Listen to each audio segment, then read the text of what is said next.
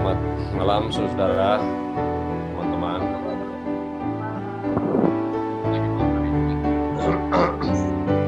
Untuk kita puji Tuhan karena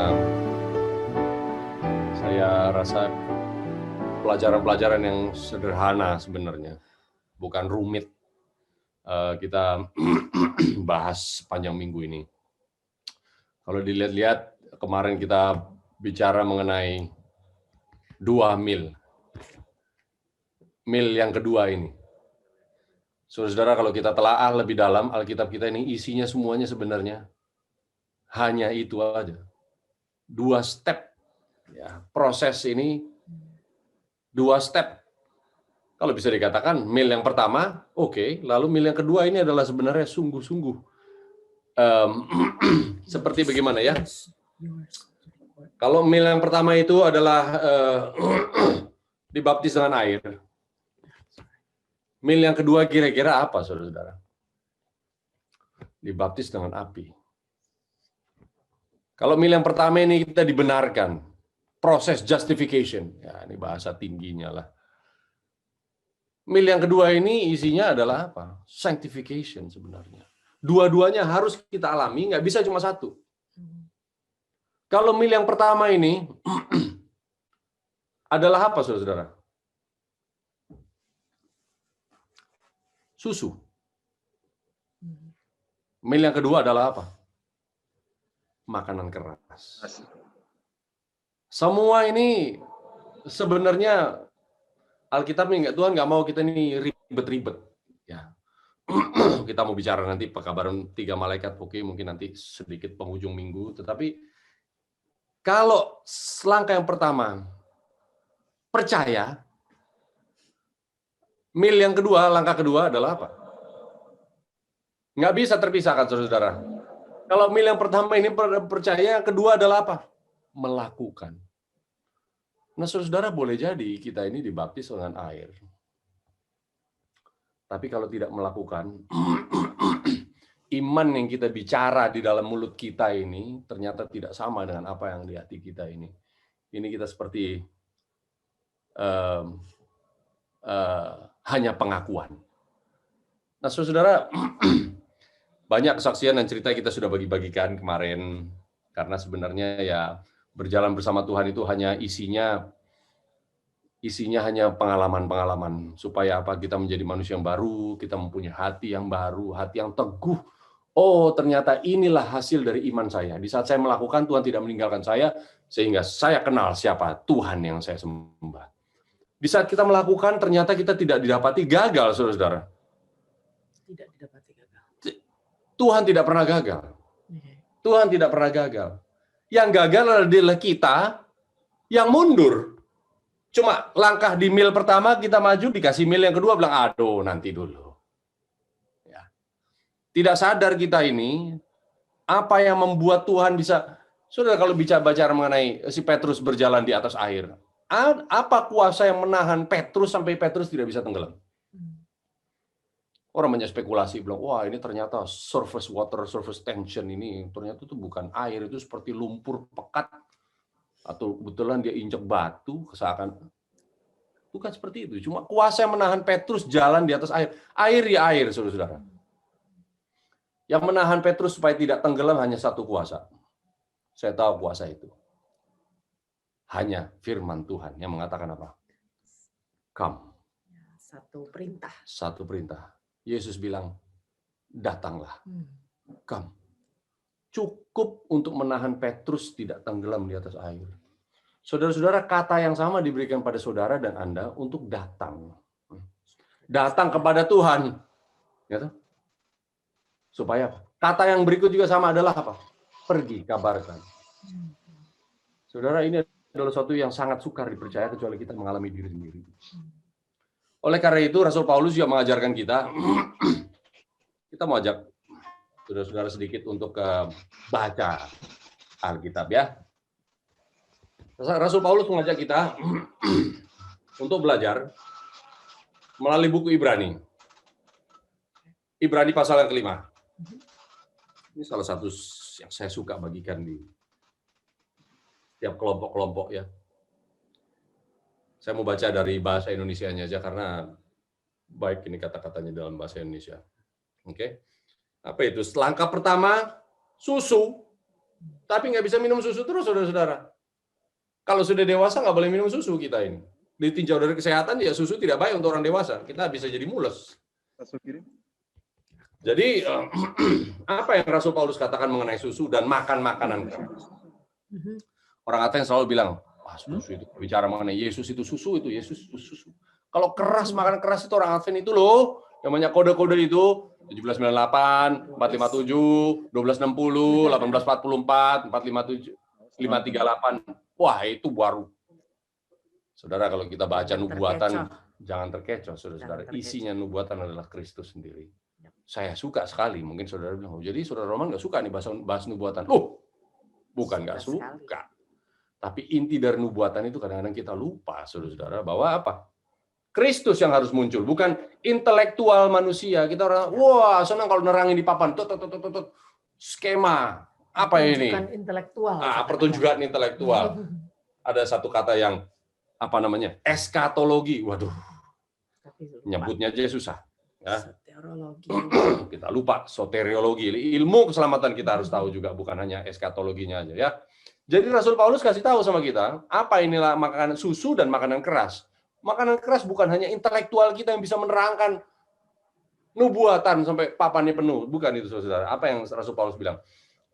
Ibrani 5 ayat 12. Sebab sekalipun kamu ditinjau dari sudut waktu, sudah seharusnya menjadi pengajar. Kamu masih perlu lagi diajarkan asas-asas pokok dari pernyataan Allah, dan kamu masih memerlukan susu, bukan makanan keras. Ini bicara kepada siapa, saudara-saudara? Ditinjau dari waktu, sudah seharusnya menjadi pengajar, mestinya sudah menjadi pelopor, sudah menjadi teladan, mestinya sudah di depan. Ternyata kamu masih harus lagi dikasih ajar asas-asas pokok dari pernyataan Allah. Jadi kamu harus minum susu, bukan makanan keras. Jadi Rasul Paulus ini mengatakan, kita ini kalau dikasih asas-asas pokok dari pernyataan Allah, nggak ada yang salah dengan itu, saudara. Bukannya salah, tetapi ditinjau dari waktu, tidak boleh lagi kembali ke situ-situ terus. Itu lagi dibahas. Jadi kita diharapkan untuk makan makanan keras. Jadi Rasul Paulus bilang susu itu adalah apa? Asas-asas pokok dari pernyataan Tuhan sendiri. Kayak gimana itu? Ayat 13. Sebab barang siapa masih memerlukan susu, dia tidak bisa memahami tentang ajaran kebenaran, sebab dia adalah anak kecil. Emangnya kenapa kalau anak kecil? Ayat 14. Makanan keras adalah untuk orang dewasa yang mempunyai panca indera yang terlatih untuk membedakan yang baik dari yang jahat. Nah, ini dia. Kalau saudara-saudara dan saya cuma makan susu terus, yaitu asas-asas pokok dari pernyataan Tuhan, ya. The first principles of the oracles of God. Ini bahasanya Alkitabnya King James, ya. Dasar-dasarnya dulu. Kembali ke dasar-dasar lagi. Tetapi tidak beranjak, kita tidak akan bisa tahu yang mana yang benar dan yang mana salah. Alias, saudara-saudara, berapa lama pun kita di gereja, kita akan pada satu saat, apa? Kalau nggak tahu yang benar, yang mana yang salah. Kita, uang yang palsu yang mana, yang asli yang mana. Artinya kita akan tertipu, bukan tertiup. Tertipu, ya.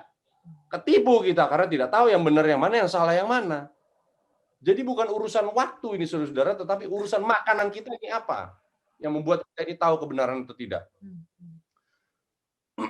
Lanjut, pasal 6. Sebab itu, Rasul Paulus bilang, marilah kita tinggalkan asas-asas yang tadi ya, asas-asas pertama atau asas-asas dasar dari ajaran tentang Kristus. Ada yang salah dengan ajaran Kristus, saudara-saudara? Tidak ada yang salah. Tapi Rasul Paulus bilang, beranjak dari situ. Beralih kepada perkembangan yang penuh. Jangan lagi meletakkan dasar pertobatan dari perbuatan-perbuatan sia-sia. Saudara-saudara, tidak ada yang salah dengan mengajak kita bertobat dari hal-hal sia-sia. Dan dasar kepercayaan kepada Tuhan. Tidak ada yang salah dengan ini. Ayat 2, yaitu ajaran tentang berbagai baptisan. Ada yang salah dengan ajaran mengenai baptisan? Tidak ada yang salah sama sekali. Tetapi kenapa Rasul Paulus bilang beranjak dari sini, jangan kembali ke situ lagi. Karena itu semua susu. Ayat 2, penumpangan tangan, kebangkitan orang-orang mati, dan hukuman kekal. Saudara-saudara, ini semua adalah dasar-dasar ajaran. Kalau bahasa kerennya hari ini, saudara-saudara, ini adalah baptisan lah, mengenai kematian lah, ada hukuman kekal lah, mengenai penumpangan tangan lah, kepercayaan kepada Tuhan. Semua ini adalah bahasa apa ya, saudara-saudara? Inilah mungkin 28 doktrin kita. Kepercayaan dasar yang membawa saudara dan saya percaya kepada Tuhan, menyerahkan diri kita untuk dibaptis karena kita percaya kepada Yesus sebagai juru selamat pribadi kita. Dapat surat baptisan. Tapi itu baru mil yang pertama, saudara-saudara. Itu baru susu yang membawa saudara dan saya masuk di dalam gereja Tuhan ini. Tapi apa bisa kita jadi dewasa hanya karena kita berada di dalam gereja? Tidak bisa, saudara-saudara. Kita harus beranjak dari situ, ya. Rasul Paulus mengatakan, jangan kembali ke situ lagi. Harus mulai makan makanan yang keras. Kalau gitu makanan apa dong Rasul Paulus? Saudara, kita luar biasa ya. Dikasih teknologi yang cepat sekali buka Alkitab. Cari kata apapun dapat. Kalau kita cari kata makanan, saudara-saudara. Makanan ini muncul banyak sekali dalam Alkitab, kata makanan. Rasul Paulus juga makan makanan yang keras. The meat, makan itu meat. Ya, bahasa Inggrisnya meat, bukan daging, tetapi makanan. Ya, makanan orang dewasa. Anak kecil kasih susu, orang dewasa kasih meat. Bukan daging ya. Nah, kata yang sama meat juga muncul saudara-saudara di dalam Yesus sendiri. Coba lihat aja apa yang Yesus bilang kalau bisa. Kita Yohanes 4 ayat 32. Jangan kembali ke ajaran-ajaran itu terus diulang, tetapi kembali ke beranjak kepada apa? Pengertian yang sesungguhnya. Makan itu meat. Yesus berkata ayat 32, Yohanes 4 ayat 32. Tetapi dia berkata kepada mereka, murid-murid ya, padaku ada makanan yang tidak kamu kenal. Nah ini lagi ngumpul-ngumpul, murid-murid sama Yesus lagi ngumpul-ngumpul. Murid bilang sama Yesus, Rabi, makanlah, ayo makan. Lalu Yesus berkata, padaku ada makanan yang tidak kamu kenal. Lalu mereka bilang, murid-murid berkata satu sama lain, adakah orang yang telah membawa sesuatu kepadanya untuk dimakan? Emang sih Yesus bawa makanan apa ini kita nggak kenal ini? Kamu bawain makanan untuk Yesus nggak? Katanya dia bawa makanan yang kita nggak kenal. Mungkin sesuatu makanan dari luar negeri mungkin. Yesus berkata, saudara, karena murid-murid tidak kenal makanan yang dimaksud oleh Yesus. Pada saat itu ya. Pada saat itu. Karena murid-murid baru sampai di langkah yang pertama, saudara-saudara. Baru makan makanan susu. Yesus bilang, makananku, makanan kerasku, my meat, ayat 34.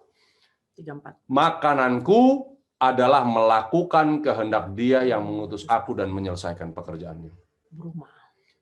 Jelas saudara-saudara, tadi awal dari pertemuan kita malam hari ini, kita masuk menjadi anggota Advent hari ke-7 karena apa? Karena pernyataan asas, the first principles of the oracles of God. Asas-asas pernyataan Tuhan yang awal, fondasi. Kenapa kita diselamatkan melalui kasih karunia? Ya toh? Lalu ada hidup kekal. Kita diajarkan mengenai baptisan supaya bertobat dari hal-hal yang sia-sia. Dan ini dan ini dan itu. Semuanya itu membawa saudara percaya bahwa kita lah gereja yang benar. Oke. Tapi mayoritas orang-orang Advent cuma berhenti di situ, hanya merasa apa? Puas bahwa inilah gereja yang benar. Lihat gereja lain, langsung sombongnya kita. Ini gereja yang benar. Hanya karena kita mempunyai prinsip-prinsip tersebut. Ternyata tidak heran. Alkitab mengatakan, mayoritas saudara-saudara orang yang merasa bahwa dirinya benar ini justru mereka yang tidak bisa diselamatkan. Karena apa? Karena cuma nyangkut di gigi satu aja, saudara-saudara. Di mil yang pertama kita nyangkut tagati, orang Manado bilangnya. Nggak mau bisa masuk ke gigi 2, nggak bisa. Karena apa? Sudah cukup puas di dalam gereja yang benar. Yang penting di gereja tuh. masuk di gigi yang kedua, cek melakukan. Kemarin kita bahas apa? Di mil yang kedua, saudara-saudara, ujian itu. Makanan-makanan keras melakukan. Kita tadi singgung mengenai Petrus, saudara, apa artinya melakukan? Matius 14 bicara mengenai Petrus jalan di atas air. Kita tahu ceritanya semua. Tengah malam, jam 3 malam, murid-murid ada di perahu. Yesus ada di tengah-tengah danau.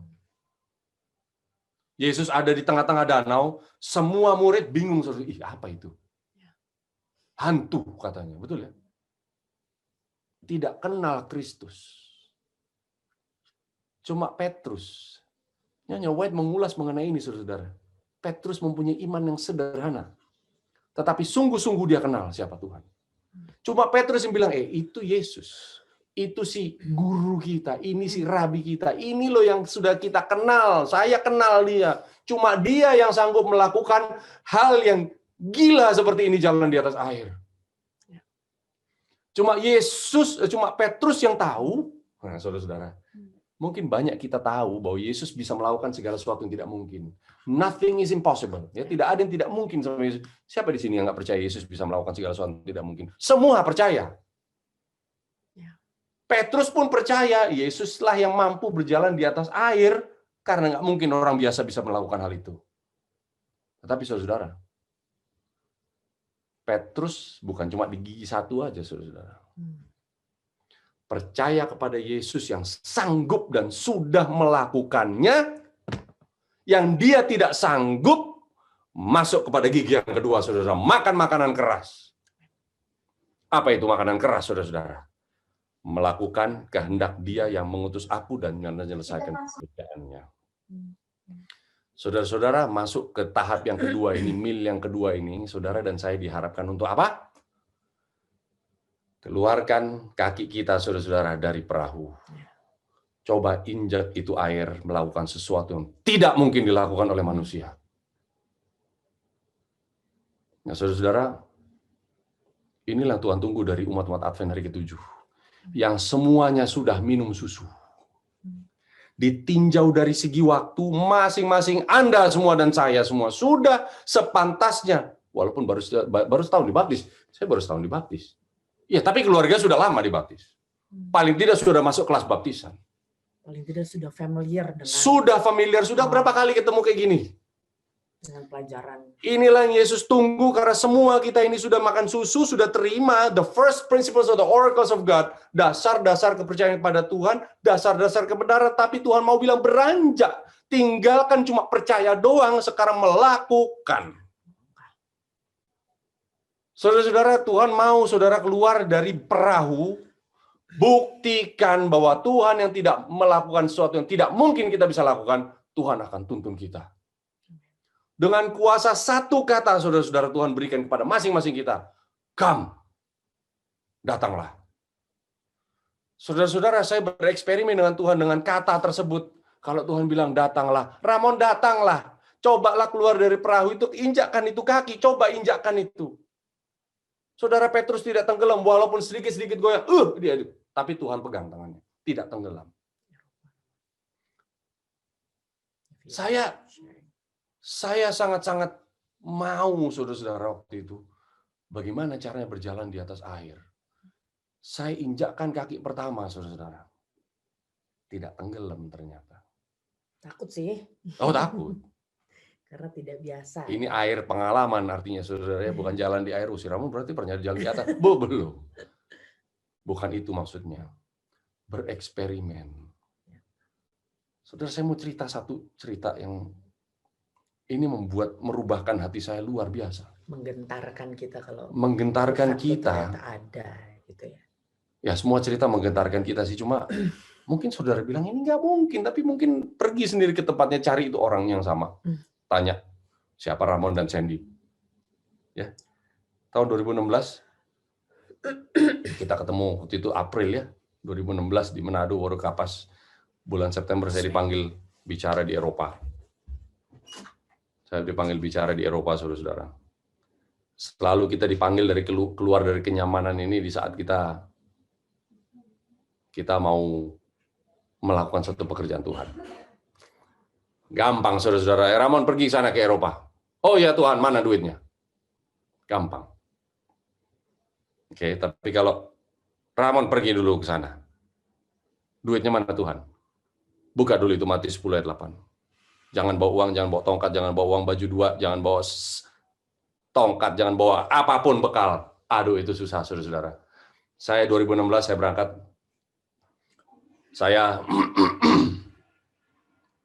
Saya mau pergi melayani Tuhan. Saya ada kunjungan ke Belanda waktu itu, kita nyetir mobil dari Milan, dari Italia, lewat Swiss, lewat Jerman sampai di Belanda. Saya bicara di Belanda, selesai kunjungan rangkaian di Belanda. Saya turun lagi nyetir ke Milan, tapi saya mampir di pegunungan di mana umat-umat Tuhan dianiaya dulu, di abad ke-8. Saya mau bikin video. Nah, saudara-saudara, asik-asik aja jalan kalau ada uang ya, saudara ya. Senang. Walaupun judulnya melayani Tuhan, tapi memang senang juga. Nah, tapi saat saudara-saudara, saat saya sudah selesai kunjungan saya, tugas saya terakhir sebelum saya pulang ke Indonesia, 1 minggu terakhir saya mau bikin video karena kami pelayanan di televisi. Saya menginap di kota kecil namanya Torre Pellice. Ada gereja Advent di situ, saudara-saudara. Di kota namanya di Lembah Waldensia, Torre Pellice namanya. Nyonya White pernah sebut kota kecil ini. Ada gereja kecil. Kecil sekali, saudara-saudara. Anggotanya cuma 12 orang. Yang jaga ini gereja adalah seorang ibu, seorang misionaris. Saya dapat nomor teleponnya, saya bilang, boleh nggak saya menginap di situ, karena di situ dekat dengan gereja-gereja yang di celah-celah gunung di 1000 tahun lalu, saudara yang dianiaya. Saya mau lihat, saya mau hadir, saya mau bikin video, bikin ulasan mengenai tempat-tempat itu. Oh iya boleh Ramon, saya datang dengan keluarga, boleh nggak? Oh boleh datang, bawa anak sama istri sama anak-anak. Saudara-saudara, di saat saya kunjungan itu, saya mendapati satu kekecewaan bahwa saya punya uang menipis sekali. Karena waktu itu saya harapkan uang untuk datang, uang tidak datang. Seperti biasa ya. Saya nyangkut di negaranya orang. Di saat itu saya di rumahnya seseorang namanya Daniel Seban.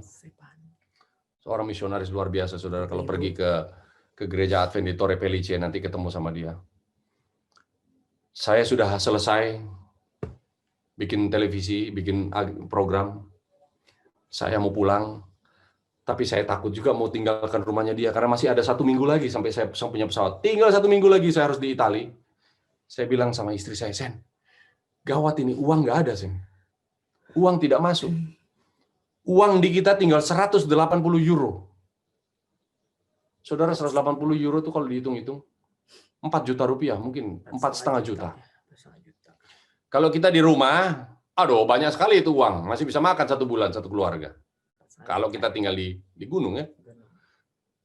180 euro saya harus tinggal di Eropa 1 minggu lagi. Saya bilang, aduh Tuhan, gimana Tuhan, saya sudah melayani Tuhan, sudah selesai rangkaian saya, pekerjaan saya sudah selesai. Tetapi kenapa uang saya ini tidak masuk? Saudara-saudara, uang yang dijanjikan masuk ini adalah tidak jadi masuk. Saya punya hak untuk marah. Sebenarnya ya, karena ini adalah rangkaian pelayanan, uang tidak jadi masuk, saya punya hak, saya rasa, untuk marah sama Tuhan. Di saat saya 180 euro, saya sudah selesai, saya mau tinggalkan ini rumahnya si ibu ini, saya bilang sama ibu, ya bahasa Inggris ya tentu ya, saya bilang, terima kasih kebaikannya, saya tahu Anda tidak minta bayaran saat saya di sini, tapi saya sudah merasa saya merepotkan. Orang-orang Eropa ini banyak juga yang susah, saudara-saudara ya. Mereka banyak susah sekali. Saya bilang, boleh nggak saya gantikan uang listrik lah. Ramon jangan, dia bilang.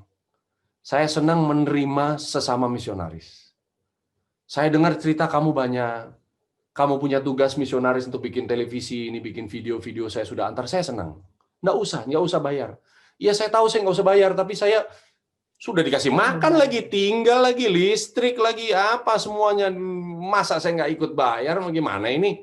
Saya dalam hati, ya ini mungkin cuma basa-basi aja, saudara-saudara. Uang tinggal 180 euro lagi, mau kasih uang lagi sama orang. Saya 1 minggu di Eropa, saudara-saudara, tidak di rumahnya orang, ini perlu paling tidak 1.000 euro. 180 tinggal 180 saya tawarkan, boleh nggak saya kasih 100 euro aja.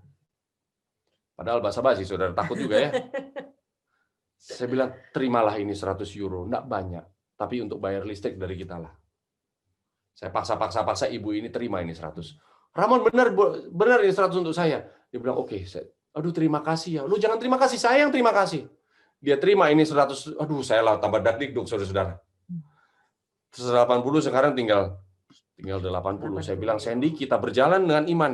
Karena ini bukan pertama kali, Sandy. Saya puji Tuhan sama istri saya, saudara-saudara ya. Istri saya bilang, sudah, naik mobil kita berangkat. Jangan pikir-pikir kalau bensin habis, dorong. Makanya kita orang asli harus butuh olahraga ya. Karena kalau kita nggak bisa pakai mobil, kita pakai motor. Kalau nggak bisa pakai motor, pakai sepeda. itu sepeda. Kalau nggak bisa pakai sepeda, lari. Orang asli itu nggak boleh males. Nah, saudara-saudara, saya ingat itu hari Minggu, nggak salah ya. Habis diambil uang 100 euro saya bilang, aduh cilaka ini diambil itu. Saya basa-basi dia diambil itu uang.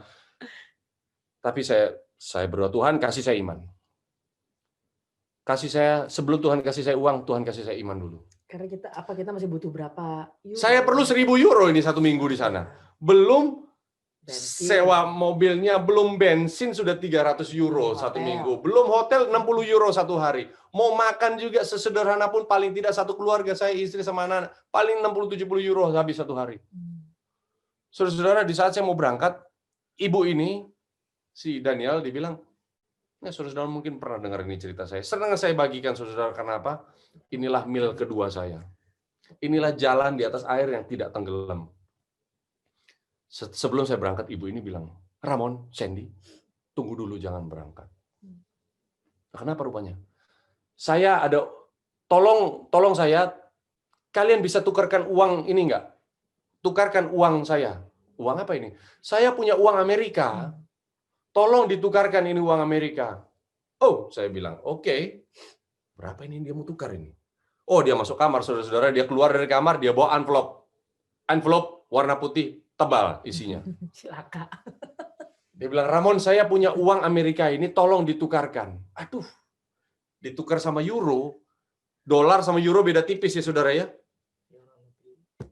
Dia bilang, tolong ditukarkan ini. Saya bilang, itu berapa itu di dalam amplop? Ada 5.000 dolar. Aduh, 5.000 dolar. Berarti ini paling tidak 4.700 euro saya harus kasih sama dia. Saya bilang, uang saya nggak cukup segitu. Kalau mau, saya bilang, kebetulan kita boleh pinjam dulu nih duit. Kalau Anda percaya sama saya bilang, itu 5.000 dolar. Saya bawa ke Indonesia, minggu depan saya pulang ke Indonesia. Saya tukar ini 5.000 dolar, tukarkan ke euro, saya kirim ke rekening kamu di sini. Minggu depan, saya bilang. Dia cuma ketawa, saudara-saudara. Ramon, saya tadi tidak bilang uang Amerika ini, dolar ini, ditukar dengan euro. Loh, jadi gimana? Saya cuma mau bilang sama kamu, ini ada 5.000 dolar. Saya dikasih sama orang 3 tahun lalu. Orang Amerika datang ke sini, seorang terkenal di Amerika datang. Dalam gereja kita lah ya. Saya ajak puter-puter di gunung-gunung, kasih lihat gereja saya, kayak kamu beginilah. Ambil video, lihat-lihat gereja yang dianiaya di zaman kegelapan, saya bawa. Habis mereka pulang, saya ditinggalin ini amplop ini, 5.000 dolar. Iya, terus? Saya minta kamu tukarkan. Tukarkan dengan apa maksudnya? Tukarkan ini 5.000 dolar dengan pekerjaan Tuhan yang kamu lakukan. Saya langsung termenung, saudara-saudara. Maksudnya? Well, praise the Lord. Dia bilang 5.000 dolar ini, Ramon, saya simpan 3 tahun lamanya. Saya tahu persis bahwa ini bukan uang saya. Saya ini orang miskin, Ramon. Benar miskinnya, minta ampun, saudara-saudara. Di saat saya masih ada uang lebih dari 180, saya pergi ke supermarket, dibilang, Ramon, bisa titip nggak odol? Aduh, odol, titip sama saya. Saya beliin odol. Handuk juga. Handuk, dibilang, Ramon, saya boleh pakai handuk ini, tapi maaf ya, handuk saya lubang-lubang ini. I have holy towels. Towelnya ada hole. Holy towels. Saudara-saudara, Saya terima $5.000 ini, saya bilang, Daniel, kamu kasih saya $5.000. Percayakan ini sama saya. Iya, Ramon. Saya berdoa 3 tahun $5.000 ini, Tuhan, ini siapa punya uang ini $5.000? Siapa pemilik uang? Siapa pemilik uang $5.000 ini? Kamu datang sama istri, sama anak-anakmu, datang di pintu saya ini. Tuhan bicara sama saya. Daniel, this money belongs to them. Uang ini milik dari keluarga ini ternyata. Dengan senang hati saya kasih ini $5.000 kepada kamu. Saya bilang gitu. Daniel, kamu cerita kamu miskin seumur hidup, tidak pernah menikah, bahkan gara-gara nggak tahu lah saudara-saudara, dia adalah misionaris. Ramon, untuk kali ini saya senang. Karena selama ini saya menerima pengasihanan orang. Tapi kali ini saya bisa menjadi berkat. Terputar ini meja. Saya bilang, Tuhan kita luar biasa, saudara-saudara. Saya naik mobil, saya kunci mobil, saya menangis di dalam mobil, saya bilang, Tuhan, ampuni saya Tuhan, saya tidak percaya seumur hidup. Tahun 2016 umur saya berapa itu dia? 42 tahun, saudara-saudara. Sudah kerja sama Tuhan, sudah lumayan lama, sudah 6 tahun, 7 tahun. Sudah jadi ketua jemaat. Coba-coba belajar nubuatan, mengertilah sedikit-sedikit. Ngajar juga. Tetapi tetap tidak kenal siapa Tuhan. Lahir di keluarga. Lahir dari gereja Advent. Berapa generasi lagi. Ayat semua, lagu-lagu. Main lagu Sion sudah tahu, main lagu nomor berapa sudah tahu, notnya ini main di mana, kunci apa ini. Sudah ingat, saudara-saudara. Tetapi tidak pernah kenal Tuhan. Makanya khawatir dengan makanan dan pakaian, karena apa? Itulah yang dicari bangsa-bangsa yang tidak mengenal aku. Saudara-saudara, Tuhan bawa kita, saudara-saudara, masuk di dalam krisis yang paling hebat. Ini belum masuk dapur api, saudara-saudara. Masih ada 80 euro di negaranya orang. Sudah dakdikduk. Tapi Tuhan kita, Tuhan yang luar biasa.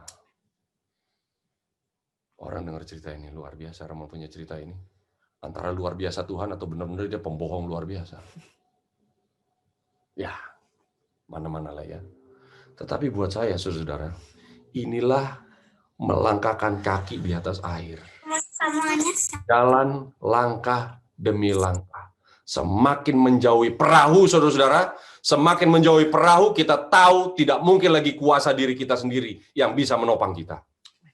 Semakin kita jauh dari perahu, semakin tidak ada harapan lagi. Mau gimana, mau gapai itu perahu, sudah nggak nyampe tangan. Kalau masih satu langkah, saudara-saudara, oke, kalau ada apa-apa, mau masih pegang itu perahu, masih bisa. Tuhan bilang, terus jalan sini. Terus semakin jauh dari perahu. Inilah desain dari Tuhan, saudara-saudara, supaya kita terus melangkah, walaupun itu gelap sekalipun di hadapan kita. Inilah yang dilakukan Kristus. Yesus tidak tahu apa yang akan terjadi. Saya bangkit atau enggak ini? Sudah susah-susah hidup begini lagi. Apakah selesai ini? Dia nggak tahu. Segala sesuatu gelap. Tuhan campakkan dia untuk mengambil keputusan sendiri sebagai manusia, saudara-saudara. Karena Tuhan tahu dia sanggup. Tuhan tahu kuasa yang sama juga, iman yang sama dari Kristus sudah diberikan pada masing-masing kita ini. Daftar kita hari ini berapa orang, saudara-saudara. Cuma masalahnya kita tidak mau keluar dari perahu, tidak mau praktekkan. Karena apa? Karena takut tenggelam. Karena tidak percaya sama Yesus. Saudara-saudara, ambillah langkah karena kita perlu makan makanan keras. Mulai hari ini Tuhan sedang memeriksa kita. Inilah era penghakiman, saudara-saudara. Bukan hanya mulai penghakiman, pekabaran malaikat pertama sudah dimulai. Penghakiman sudah mau selesai, saudara-saudara. Daniel 12:1 mengatakan, Mikael berdiri. Penghakiman ini selesai. Semua orang Advent, kalau terus hanya di dalam perahu, tidak melangkahkan kakinya keluar membuktikan siapa Yesus. Jangan harap kita akan bisa mengerti, kenal siapa Tuhan. Sehingga apa, saudara-saudara? Hati kita tidak diperbarui. Sehingga apa? Tidak mungkin bisa melihat kemuliaan Tuhan. Karena Tuhan bilang apa? If you believe, you will see the glory of God. Kalau kamu percaya, baru bisa melihat kemuliaan Tuhan. Tidak percaya, saudara, tidak akan bisa melihat kemuliaan Tuhan. Itulah. Jadi, ya, kita sangat bersyukur atas kesempatan yang Tuhan berikan ya. Kesempatan yang sangat luar biasa. Saya kalau suami saya udah sebut nama Daniel Seban tuh ya. Wah, itu bring the memory back ya. Berapa tuh $5.000? 70 juta ya sekitar. 70 juta rupiah. 70 juta rupiah ya. Jadi kayak membawa memori itu kembali gitu ya. Memori kembali karena merasa bahwa aduh, ada orang yang nggak punya apa-apa. Sudah siap. Dan pada saat itu, di saat saya datang ke Eropa itu ya, karena ya memang zaman dulu kan saya masih punya lah beberapa yang memang masih ada ya, tas-tas saya lah apa gitu. Saya masih ingat pada saat itu saya sedang bawa tas yang mereknya Louis Vuitton. Bayangin orang nggak ada duit, kita punya hati, dia nggak melihat apapun dari saya dengan suami saya. Dia tidak pandang apapun dari saya dengan suami saya, melainkan dia hanya ingin mendengar Tuhan. Mungkin kita nggak layak menerima juga sebenarnya. Dan kita juga nggak layak. Jangan salah Ibu Bapak, cerita dan kesaksian saya dengan suami saya. Orang sempat ngomong, Ramon sama saya ini seperti sinetron. Saya nggak peduli orang ngomong apa. Kenapa orang itu bilang ini seperti sinetron? Karena orang itu belum merasakan bagaimana melangkah satu langkah ke depan bersama dengan Tuhan. Pantas kalau orang mengatakan seperti itu. Jadi kalau ibu bapak mengalami hal yang sama, di saat ibu bapak berusaha bekerja dengan Tuhan, berusaha hidup dengan Tuhan, tetapi banyak cibiran mengatakan bahwa Allah kamu dikutuk, Allah kamu kan sinetron. Ibu bapak, kita jangan memasukin hati, jangan sakit hati. Kita harus bersyukur karena kenapa? Ternyata mungkin kita sudah melangkah lebih dekat kepada Tuhan. Makanya orang-orang yang belum melangkah, mereka tidak mengerti. Karena Roh Nubuat mengatakan, ya, the primitive godliness and primitive faith tidak pernah dilihat sebelum zaman nabi-nabi. Apa itu? Sejak zaman para rasul. Zaman para rasul. Bahasa Indonesia gimana? Saya iman yang primitif, dan kesucian yang primitif akan muncul sebelum kedatangan Kristus, yang tidak pernah dilihat manusia sejak zaman rasul-rasul. Dan pantas kalau orang-orang zaman sekarang sangat aneh untuk melihat hal-hal itu. Karena iman yang primitif dan kesucian primitif itu terakhir kali hanya terjadi di saat hujan awal. Jadi ibu bapak kita jangan berkecil hati bila kita berusaha melakukan yang terbaik, orang-orang mencibir, orang-orang mengatakan, that's not right. Kamu tuh kayak bohong-bohong. It's okay. Karena memang mereka belum pernah melihat. Tetapi kita pribadi lepas pribadi tidak boleh memilih untuk tidak mau melangkah. Saya dengan suami saya ya ibu bapak mungkin ada yang sudah tahu lah bagaimana saya dengan Ramon sebelum ikut Tuhan ya. Orang tanya di saat Ramon saya ini mau ikut Tuhan gimana? Apakah sudah dibukakan dulu jalannya? Tidak. Jalan kita belum dibukakan oleh Tuhan. Bahkan saya meninggalkan rumah saya yang mewah ya. Di prime area di Jakarta. Rumah saya itu mewah, ada kolam berenang, bisa masuk berapa mobil. Tahu, saya tidak tunggu rumah itu dijual dulu baru saya melangkah. Saya katakan dengan suami saya, Ramon, ayo kita lari tergesa-gesa Ramon, karena kesempatan ini belum tentu akan terulang lagi dalam hidup kita. Jadi apa? Saya tinggalkan semuanya, Bu. Saya pindah, saya kebetulan pada saat itu kami juga membaca ya arahan apa yang Tuhan inginkan. Semuanya kami baca. Tentang homeschooling, tentang counter living, semuanya kami baca. Sehingga saya tidak tahu ibu bapak ya, tetapi panggilan yang Tuhan berikan kepada saya dengan suami saya pada saat itu harus gegas pindah dari kota. Saya berdoa, saya puasa pada saat itu oleh Tuhan. Tuhan, di mana yang Tuhan tunjukkan, di mana yang Tuhan inginkan.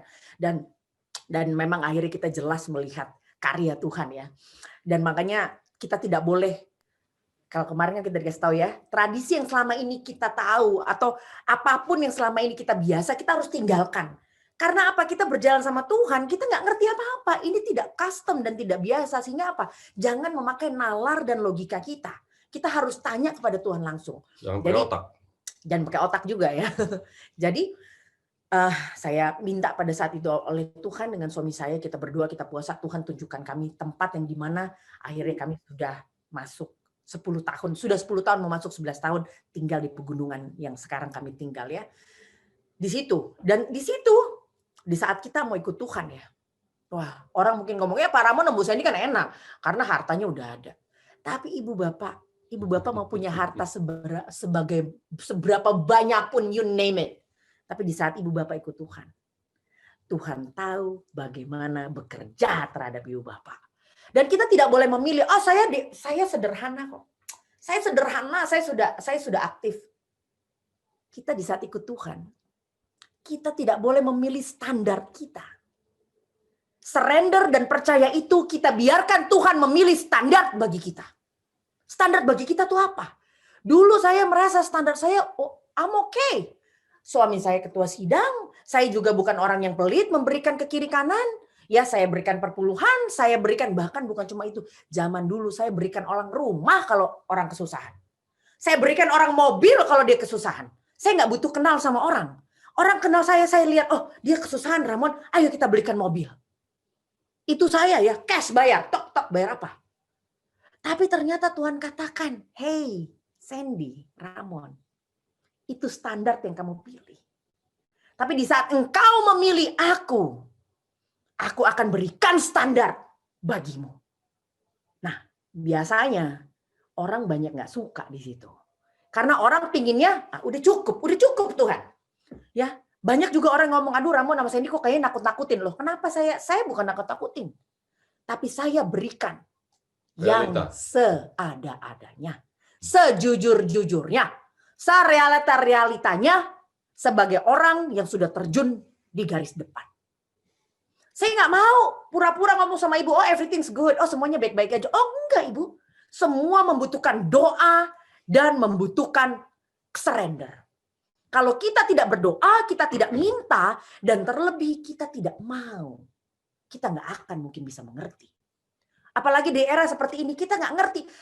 Palsu dan asli udah nggak kelihatan lagi. Sekarang asli dan hampir asli. Bayangin, bagaimana ibu bapak mau tahu asli dan hampir asli?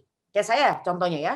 Saya zaman dulu, saya suka pakai tas yang namanya Hermes Birkin ya, atau Kelly bag. Saya suka pakai Rolex, saya suka pakai Patek Philippe. Nah kadang-kadang teman-teman saya, meskipun saya udah ikut Tuhan gini, teman-teman saya yang di sana ya, mereka suka tes-tes saya. Coba-coba kita lihat nih skillnya si Sandy ini masih ada nggak katanya. Meskipun dia sekarang udah nggak pakai nih gitu ya. Coba-coba lo kalau ada orang jalan nih. Coba-coba San, menurut lo itu Hermes Birkinnya asli atau palsu? Oh saya bisa tahu.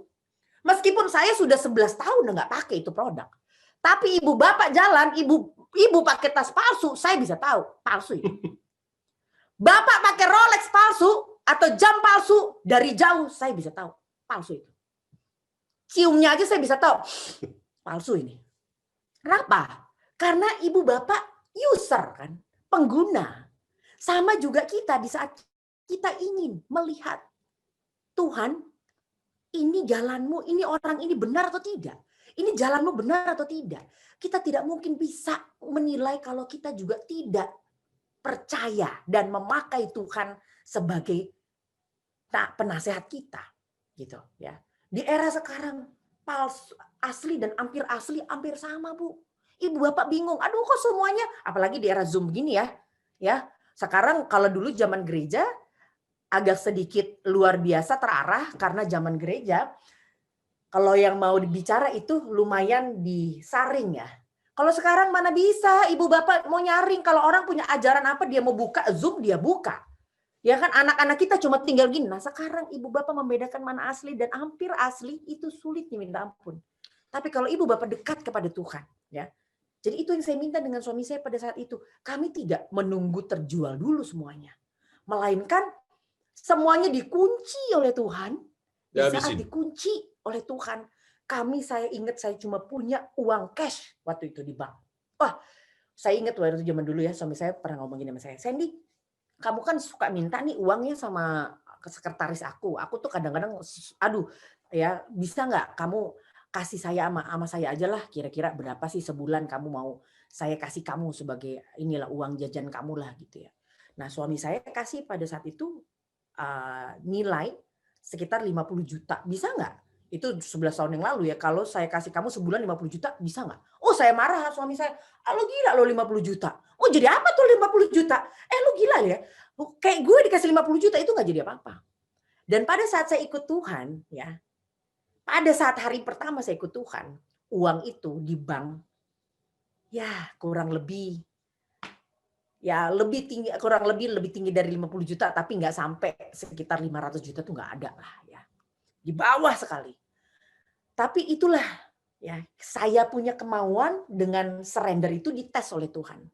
Dan pada saat itu saya beberapa hari saya berdoa dan puasa, minta petunjuk Tuhan di mana tanah yang Tuhan ingin saya dengan suami saya tinggal. Saya minta harganya segini, saya minta layout tanahnya seperti ini. Tapi saya nggak bilang sama suami saya. Saya hanya berdoa sendiri karena saya nggak mau kalau suami saya tahu, takutnya suami saya bisa mempengaruhi keputusan saya juga gitu. Akhirnya puji Tuhan kami pergi ke tempat kami yang sekarang, ya. Wah, pas saya masuk, saya ditunjukkan, oh ini Bu, wah saya kayak teringat akan layout yang saya minta. Saya bilang, wah puji Tuhan, ini kok layoutnya sama. Oke. Terus saya berdoa, Tuhan, duit saya di bank sisa segini. Kalau Tuhan mau, ya kan, kalau memang ini petunjuk Tuhan, saya minta tanah ini sesuai dengan uang saya yang saya bawa, ya, yang ada gitu. Lalu saya tanya, uangnya, harga tanahnya berapa Pak? Oh sekian Bu, harganya itu pas dengan uang yang ada di pembendaharaan kami pada saat itu. Lalu saya panggil suami saya katakan, Ramon, disinilah Tuhan ingin kita untuk memasang tenda kita. Disinilah Tuhan ingin kita untuk sekolah di dalam sekolah Kristus. Dan orang waktu itu ngomong, oh Ibu Sandy kan sama Bapak enak. Ibu Bapak, kami membangun rumah kami di pegunungan dengan iman. Satu-satu. Orang rumahnya masih ada loh. Di Jakarta loh. Ya, masih ada. Di Prem area masih ada rumahnya. Saya bangun dengan suami saya pakai iman. Bahkan bertahun-tahun. Kami tinggal di rumah itu, tidur di lantai. Dengan matras. Karena nggak sanggup beli tempat tidur. Kami menjalani hal itu. Dengan penuh tangisan berdua. Tuhan, apa ini benar-benar salah Tuhan? Punya kemauan untuk, oh Ramon udah kita jual aja lah. Punya kemauan untuk meninggalkan ini semua. Tetapi hari pertama ikut Tuhan. Tuhan tunjukkan yang seada-adanya. Tetapi akhirnya dengan penuh kemauan kita jalankan itu semua. Tidak dengar orang mau ngomong apa, kita nggak dengar. Yang kita hanya konsentrasi apa yang tertulis di firman Tuhan, Alkitab dan Roh Nubuat, titik, nggak pakai koma. Udah. Makanya kenapa saya nggak ajak orang tua saya pergi ke rumah saya. Saya nggak ajak mertua saya pergi ke rumah saya. Saya nggak ajak bahkan pembantu-pembantu saya yang ada di Jakarta pergi ke rumah gunung saya. Karena saya takut di saat mereka lihat, mereka bisa hancur hatinya. Karena saya dengan anak-anak saya, dengan suami saya tidur di lantai. Dan saya mengalami nggak mampu beli mesin cuci. Jadi apa? Nyuci baju pakai tangan. Ternyata rinso itu tuh bikin gatel. Saya nggak tahu kalau rinso itu bikin gatel. Saya kepanasan, gatel-gatel sampai nangis saya. Saya sampai bilang, Tuhan, saya cuma ingin ikut kamu loh Tuhan. Kok susah ya gitu. Ternyata suami saya bilang apa? Bukan susah Sandy. Kita udah terlalu lama di Mesir. Terlalu lama sehingga kita lupa akan identitas kita Sandy. Sekarang kita belajar lagi pelan-pelan sama Tuhan. Diajarin sapu, diajarin ngepel, diajarin potong rumput. Aduh rasanya Tuhan, kok potong rumput sih Tuhan? Tuhan tahu kan saya punya uang banyak loh. Saya bisa loh buat KKR mau berapa banyak. Tapi kenapa potong rumput? Tapi kenapa nyapu? Saya diberikan kekuatan kepada Tuhan melalui buku Roh Nubuat, dikatakan melalui pekerjaan yang kecil dan domestik seperti memotong rumput, cuci baju, cuci piring, something like that. Ternyata Tuhan mengizinkan itu semua supaya kita lakukan, supaya Tuhan mengajarkan kita kerendahan hati, mengajarkan kita kemauan. Akhirnya kita jalani bertahun-tahun sampai pembantu saya pada saat itu datang, Ibu. Pembantu saya bukan datang. Setiap kali saya pulang dari gunung, saya memakai baju yang sudah mulai berbeda. Ya, pembantu saya sudah mulai melihat. Kok si Nyonya udah mulai bingung. Ya. Pembantu saya tinggal di rumah saya yang mewah selama bertahun-tahun. Rumah saya AC selalu nyala 24 jam ya. Kolam berenang, rumah. Jadi yang nikmati bertahun-tahun cuma pembantu saya gitu. Ya. Lalu pembantu saya sudah mulai curiga. Kok si ibu nih sudah seperti orang kampung mungkin ya. Kok si Nyonya besar ini sudah mulai seperti orang kampung. Sampai suatu hari saya pernah lagi pulang ke rumah saya ya yang di Jakarta. Kebetulan rumah saya ditutup gitu kan gerbangnya. Lalu saya ketok-ketok gerbangnya, lalu tidak dibukakan. Akhirnya ada satpam di tetangga kami, satpamnya masuk hampirin saya dan bilang, Mbak orang baru ya katanya. Jadi saya disangkain pembantu baru di rumah saya sendiri ya. Lalu saya bilang, oh iya saya kebetulan mau masuk Pak gitu kan. Tapi nggak ada yang ketok. Oh nanti ya Mbak saya bantu gitu kan. Karena kalau di Jakarta tuh di prem area kita nggak pernah bisa tahu tetangga kita ya. Karena nyonya-nyonya dan tuan-tuan di Jakarta tuh kalau masuk pakai mobil, buka gerbang, mereka akan masuk ke garasi, tutup pintu semuanya, baru si nyonya dan tuan keluar dari mobil. Jadi nggak pernah keluar tuh, oh kelihatan itu nggak pernah. Jadi nggak pernah tahu tetangga kita siapa, itu siapa ya. Saking rumah tuh besar-besar gitu ya. Jadi saya mau masuk situ, satpam itu, oh bantuin saya sampai telepon mungkin orang rumah saya, yang ada di rumah saya, langsung akhirnya orang rumah saya keluar bukain. Aduh ibu saya ini udah lama di sini. Aduh Bu, mohon maaf ya. Lalu satpam itu bingung. Maksudnya apa ini? Aduh kamu gimana sih? Ini tuh nyonya saya. Ini tuh bos aku katanya, kata orang saya gitu. Ini bos saya. Kamu tuh ya. Oh ibu, ibu. Aduh, mohon maaf ibu. Aduh. Saya kira ibu orang baru mau kerja di sini gitu ya. Lalu saya bilang, wah puji Tuhan ya. Saya merasa bersyukur karena ternyata Tuhan juga sudah rubahkan melalui penampilan juga. Bagi saya itu suatu apa tuh bahasa Inggrisnya Indonesia ya, achievement, pencapaian ya. Di saat saya duduk dan melihat rumah saya itu, pada saat itu saya merasa saya tidak cocok dan layak di tempat itu ya. Sehingga lalu pembantu saya, orang-orang rumah saya, staf saya sudah pada mulai, asisten saya juga, ibu mau dong ke rumah villa ibu, bilangnya villa ya, padahal bukan villa ya, padahal itu rumah gubuk gitu ya. Mau dong Bu pergi ke rumah ibu katanya. Tapi karena sudah bertahun-tahun saya mulai memberanikan diri mengajak mereka. Hari pertama saya ajak mereka sudah mulai bingung masuk ke jalanan rumah desa kami. Karena mulai jelek ya, totok gitu. Mereka udah mulai resah tuh. Ini mau kemana ya Bu ya gitu ya. Kan kamu mau pergi ke rumah aku yang di gunung. Oh ke villanya ibu ya? Iya, terserahlah kamu sebut apa itu, villa kah apalah terserah. Penting kamu kan ikut saya bilang. Udah ikut saya, lalu dia sudah mulai masuk, lalu dia masuk ke rumah kami, lalu dia lihat, lalu dia bilang, ini rumah penjaga villa ibu ya katanya. Rumah ibu di mana? Apa masih jauh? Saya bilang enggak, ini bukan rumah penjaga villa saya. Jadi ini rumah siapa? Saking sederhananya ya. Ini rumah saya. Tahu Bu, pembantu saya nangis ngelihat rumah saya. Nangis mereka. Mereka ngelihat. Jadi selama bertahun-tahun ini, Ibu Sandy tinggal di sini. Iya. Lalu dia masuk ke WC saya. Ibu Sandy mandi di sini. Iya. Lalu kamarnya boleh kami lihat? Boleh. Dia lihat. Jadi Abigail bertahun-tahun tidur di lantai ini. Iya. Lalu Ibu Sandy masak di dapur ini. Iya. Bertahun-tahun. Lalu dia menangis, dia bilang, Ibu tahu, selama Ibu tinggal di sini, kami menikmati kemewahannya rumah Ibu di Jakarta. Dinginnya, dapurnya, kolam berenangnya, semuanya enak, semuanya nyaman. Kami nggak tahu kalau ternyata di saat kami nyaman, Ibu berada di tempat yang sesederhana ini. Rumah Ibu ini lebih jelek daripada rumah saya di kampung, rumah kami di kampung. Kenapa, Bu? Alasan Ibu tinggal di tempat seperti ini. Lalu saya bilang sama orang staf saya bilang, di tempat yang sederhana inilah saya menemukan Tuhan saya. Di tempat yang mewah itu saya tidak menemukan Tuhan saya. Ya.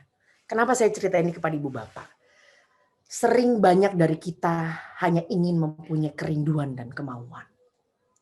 Tetapi kita tidak memberikan hak memilih itu kepada Tuhan.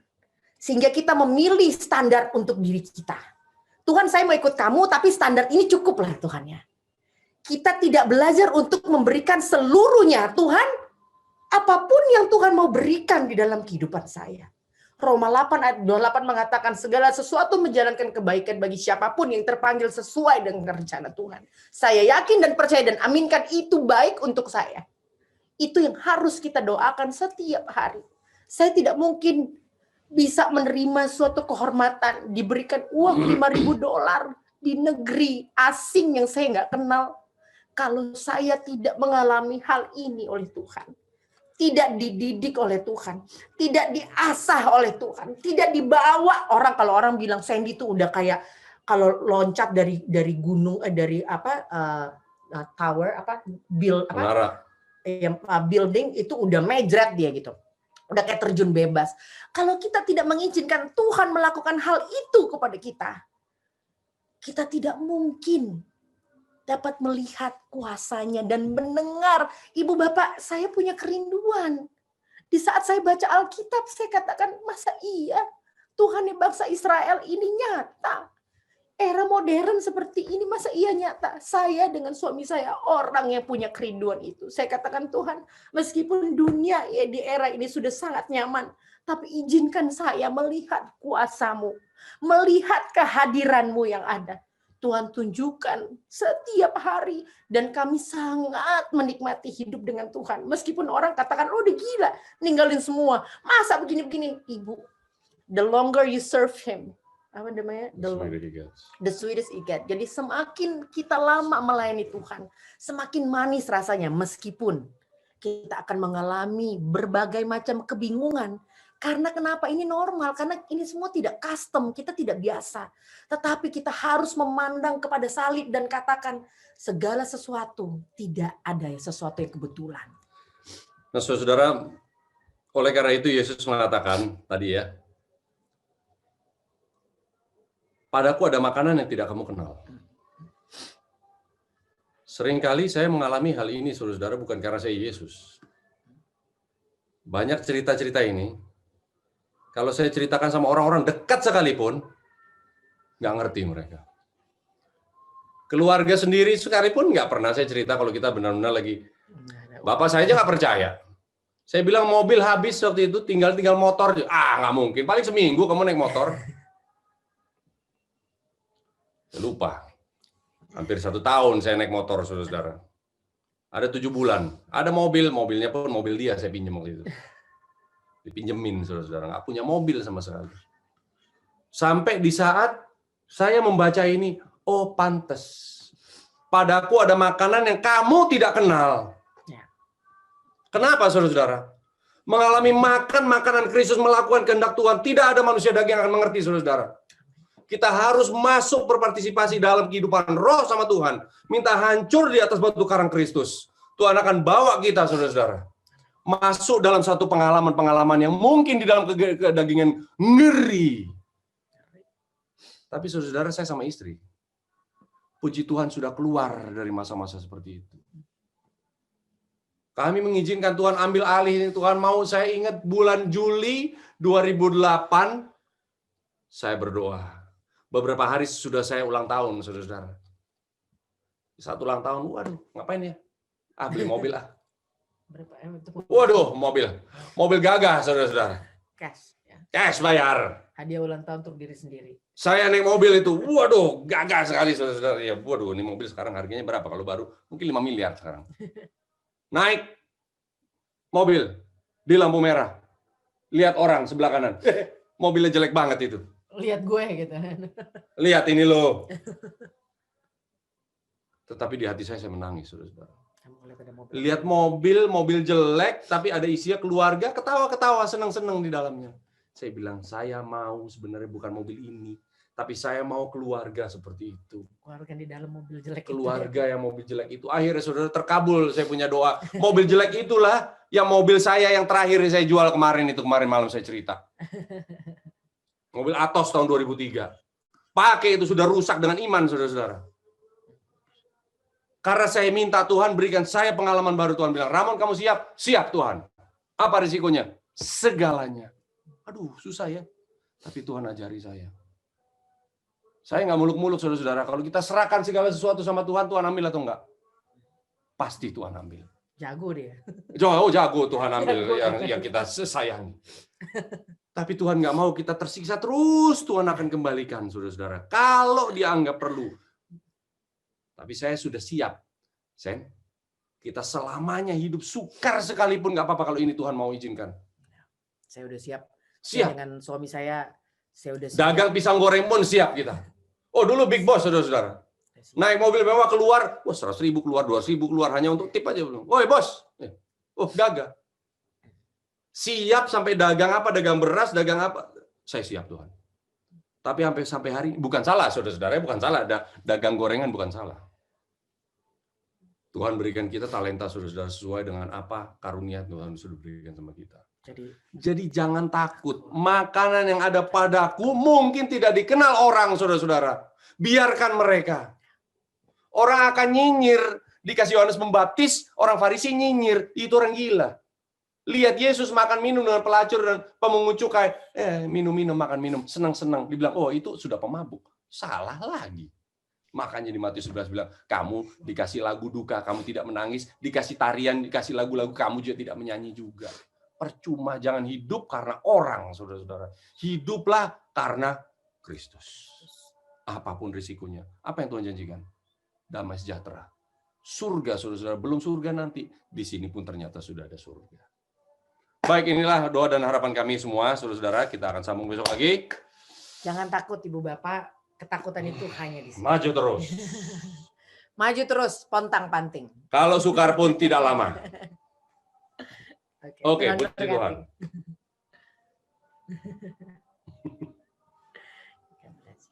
Jadi maju terus pontang-panting ya. Puji Tuhan untuk kabaran pada malam hari ini yang boleh memberikan kekuatan bagi kita. Kami memberikan kesempatan kepada saudara-saudara jika ada pertanyaan pada malam hari ini sehubungan dengan walk by faith seperti yang sudah disampaikan, kami berikan kesempatan.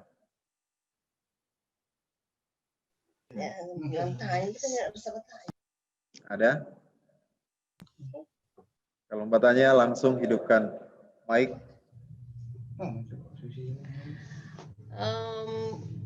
Ya, dipersilakan. Boleh bertanya? Ya.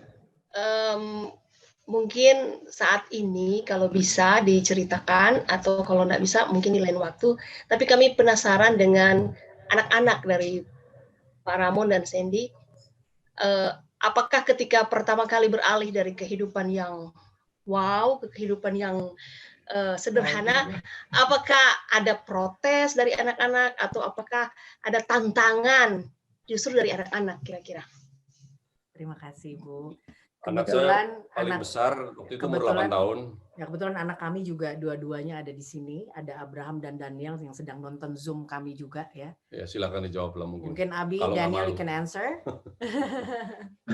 Mungkin bisa langsung. Susah atau enggak adjust-nya? Abraham, Daniel. Can you? Jangan-jangan cuma layarnya aja, nggak ada di situ, jangan-jangan. Hello. Hi Daniel itu. Hi Daniel, can you answer the questions?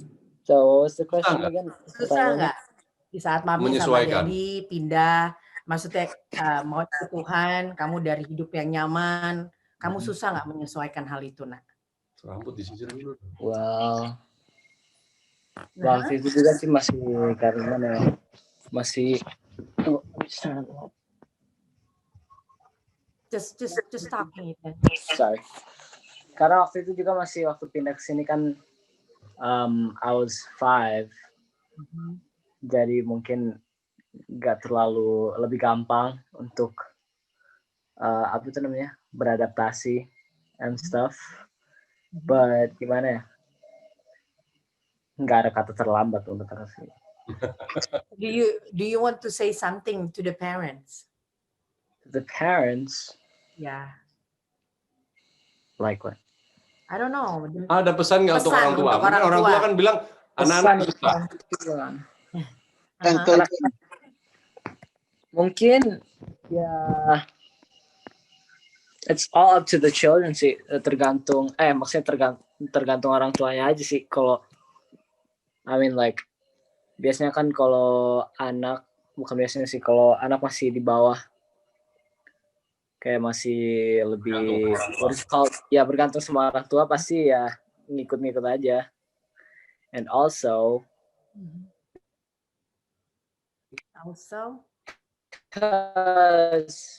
anak-anak sebagai alasan karena bilang tuanya nggak mau, kayak anak-anaknya nggak mau. Oh, anak-anak sering kali alasan orang tua padahal orang tuanya nggak mau gitu. Is it like that? Probably. Yeah, sometimes like that. Okay. Abraham, Abi, where's Abraham? Hah? Mungkin di komputer. Abraham. I don't know.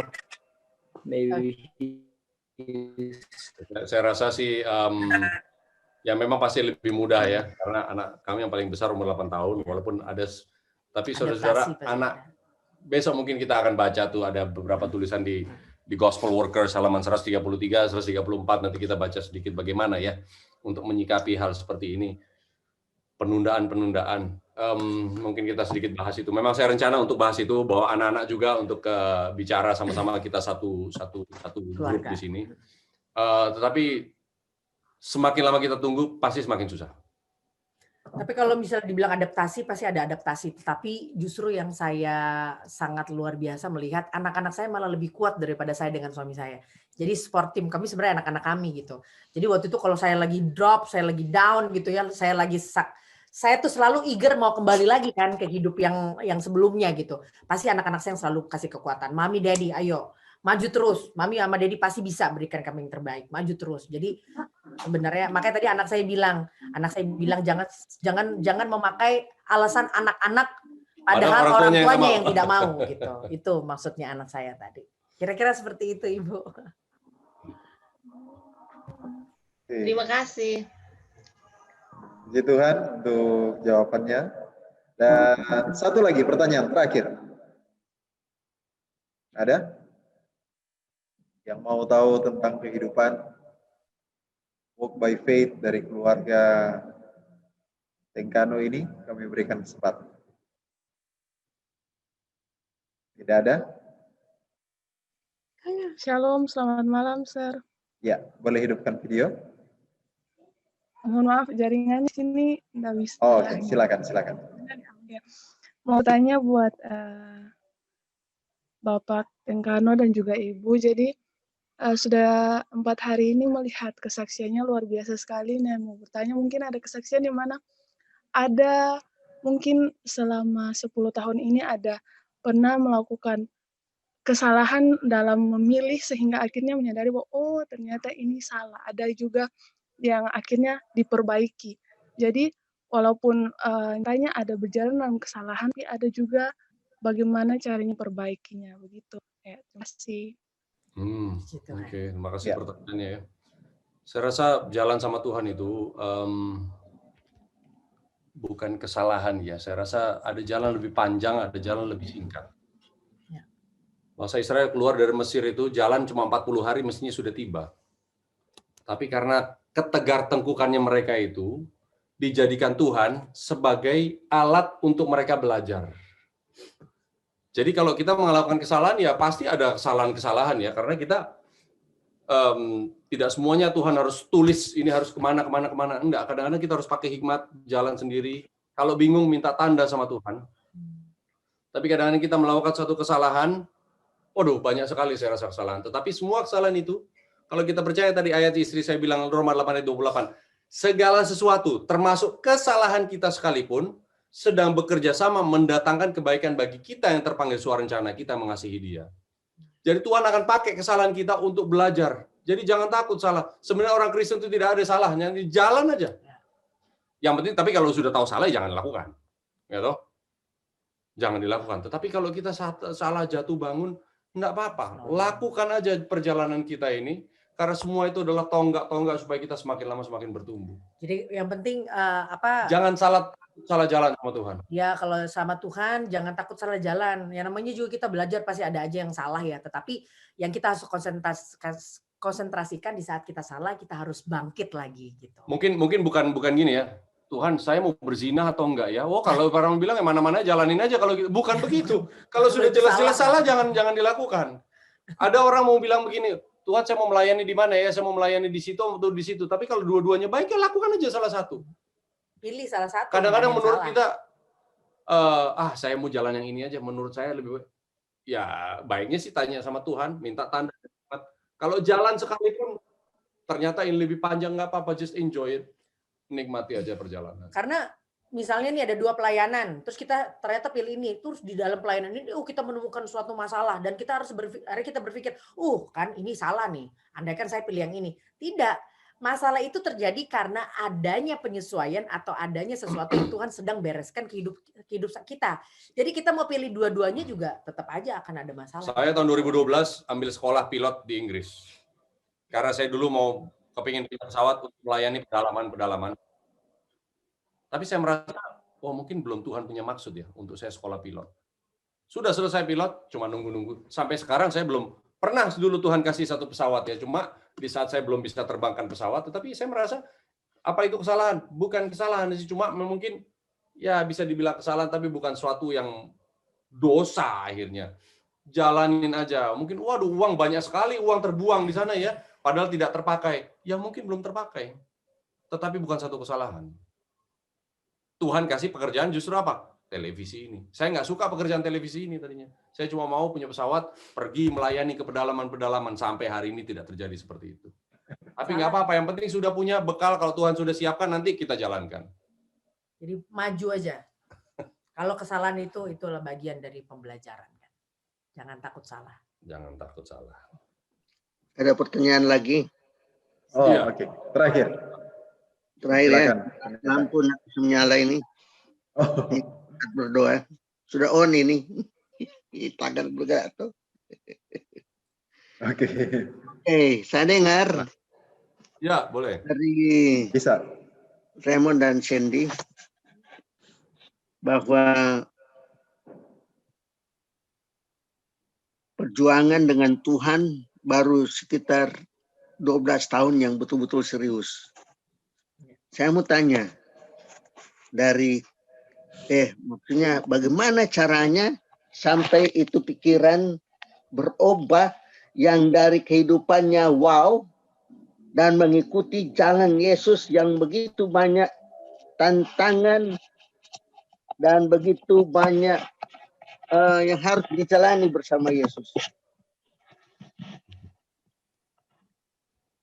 Bagaimana caranya sampai terpanggil? Itu saja. Terima kasih pendeta. Saya juga bingung kenapa Tuhan memanggil saya dengan Silakan. Tuhan memanggil semua orang, bukan cuma kita berdua, bukan Ingat, semua. banyak yang terpanggil sedikit terpilih. Ini terpilih. Semua Tuhan kasih sarana, tergantung kita mau atau tidak, ya toh. Kadang-kadang bagaimana sampai orang mau, kadang-kadang harus mentok dulu dalam kehidupan, saya rasa. Anak muda yang hilang itu dari orang tuanya minta warisan, dia pergi foya-foya, makan, minum, mabuk dan sebagainya. Tapi sampai di mana dia bertobat dan kembali ke rumah Bapak? Adalah di saat dia kapok. Di saat dia makan sama babi-babi, makanannya makanan babi. Nah, saudara-saudara, kalau kita masih merasa kita foya-foya, masih menikmati, mau dikasih apapun, ya, tidak akan kita teringat sama Tuhan. Kadang-kadang Tuhan izinkan kita sampai biar mampus kamu makan makanan babi-babi. Nah, saudara-saudara, makan babi-babi ini belum tentu dalam kesukaran. Kadang-kadang dalam senangnya ini Tuhan kasih ingat sama kita, ini sebenarnya makanannya babi-babi. Ini sekeliling kamu ini babi-babi semua ini, coba lihat. Kalau kita nggak mau bukakan mata kita, saudara-saudara, kita akan masih menikmati. Oh ya, masih 1 hari 2 hari makan babi pun enak lah mungkin. Tetapi kita akan kembali ke Tuhan kalau kita ini kapok. Nah, hati yang bertobat ini adalah siapa? Tuhan sendiri yang kasih. Belum tentu kita mau. Di saat dulu merokok, saya ngerokok berat dulu saya kalau pagi-pagi, pagi-pagi rasanya nggak enak tuh. Di saat nggak enak, aduh langsung berdoa sama Tuhan. Tuhan, saya siap mau berhenti merokok ini. Ambil nih rokok. Sudah siap. Buang itu rokok. Buang itu lighter, macis. Buang semuanya. Sudah siang-siang, saudara-saudara, nggak sakit lagi tuh tenggorokan kan? Sudah nggak sakit lagi tenggorokan. Habis makan siang, lupa langsung tadi pagi doanya apa. Habis makan siang paling enak ngerokok. Padahal tadi pagi berdoa, Tuhan sudah siap berokok. Jadi artinya apa? Mintalah, jangan justru di saat kita ini kesusahan. Minta Tuhan berikan saya hati yang baru. Di saat kita ini segala sesuatu semuanya nyaman dan nikmat dan apa, seharusnya orang Kristen ini gentar, saudara-saudara. Saya berdoa bulan Juli 2008 ini segala sesuatu nyaman, saudara-saudara. Saya pulang ke rumah, saya bilang, Tuhan, saya tahu Tuhan berbisik sama saya hari ini. Saya tidak damai dalam kehidupan seperti ini. Ambil ini semua Tuhan. Amin. Kalau siap, Tuhan akan kasih. Kalau nggak siap, jangan minta-minta dulu lah. Hitung-hitung dulu. Gitulah Pak. Amen. Praise the Lord. Amin. Luar biasa. Tuhan. Gitulah. Berdoa. Bapa di surga, terima kasih Tuhan. Kasih Tuhan sudah menjadi contoh bagi kami dan nyata di dalam Kristus. Yang telah yang mati dan sudah menyelesaikan sesuatu yang kami tidak bisa selesaikan. Sekarang bagian kami Tuhan adalah untuk percaya dan bahkan lebih dari itu akan melakukan kehendak Tuhan yang sudah mengutus kami.